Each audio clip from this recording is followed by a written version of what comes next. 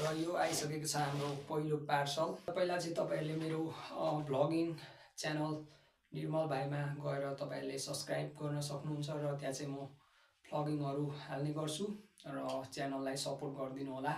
हम मालूम है तेरे बाप को मत सिखा चल। कता हो यो हाई क्लास नै रहेछ यसको सिलिङ चाहिँ।